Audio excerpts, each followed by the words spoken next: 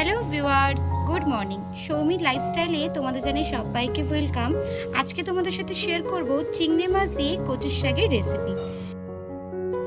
এখানে আমি 500-র মতো কচুর শাক নিয়েছি, 300-র মতো চিংড়ি মাছ নিয়েছি, আর নিয়েছি দুটো বড় সাইজের পেঁয়াজ, 7-8 কোয়া মতো রসুন, আর নিয়েছি 4-5টা কাঁচা লঙ্কা। এবার দেখো কড়া গরম হয়ে গেছে, তেল দিয়ে দিলাম। দেওয়ার পরে আমি ফার্স্টে রসুনটা দিয়ে দেবো, তারপরে লঙ্কাটা দিয়ে দেবো। বেশি কিছু লাগে না, তোমরা চাইলে কিন্তু ছোলা দিয়েও করতে পারো, বাট আমি আজকে ছোলা দিইনি।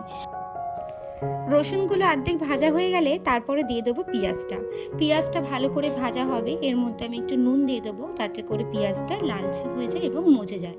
তারপরে দিয়ে দেবো হচ্ছে চিংড়ি মাছগুলো। আজকে আমি খুব শর্টেই তোমাদের শেখাচ্ছি, তোমরা চাইলে এইভাবে করে নিতে পারো, বা আগের থেকে চিংড়ি মাছগুলো ভেজে তুলে নিয়ে রাখতে পারো। তো আমি একেবারে চিংড়ি মাছ সব একসাথেই ভাজছি। তার মধ্যে দিয়ে দেবো একটু হলুদ গুঁড়ো, একটু লঙ্কার গুঁড়ো, তার সাথে অল্প সামান্য একটু জিরে গুঁড়ো, জাস্ট সামান্য। তোমরা চাইলে স্কিপও করতে পারো। এবার দেখো চিংড়ি মাছ পেঁয়াজ সব একসাথে ভাজা ভাজা হচ্ছে। যাই হোক, এদিকে ভাজা বসিয়ে দিয়েছি, আর ওদিকে কিন্তু আমি কচুর শাকটা আগের থেকে সেদ্ধ করে জলটা আমি ঝরিয়ে রেখেছি। তো ওর জন্য তোমাদের ওটা আর দেখালাম না। এখানে দেখো আমি কচুর শাকগুলো এবার যতটুকু জল ছিল ততটুকু জলগুলো আমি চিপে চিপে চিপে চিপে দিয়ে দিয়েছি। বন্ধুরা, আমার ভিডিও যদি তোমাদের ভালো লেগে থাকে অবশ্যই একটা লাইক কমেন্ট শেয়ার করে দিও।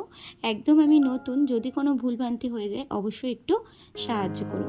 যাই হোক, এবার দেখো এখানে আমার কচুর শাকটা হয়ে গেছে, এবার আমি নামিয়ে নেব। যখন একটু শুকনো শুকনো হয়ে যাবে, একদম জলটা টেনে যাবে, তখনই কিন্তু নামিয়ে দিতে হবে। তো এই যে আমার কচুর শাক রেডি হয়ে গেছে।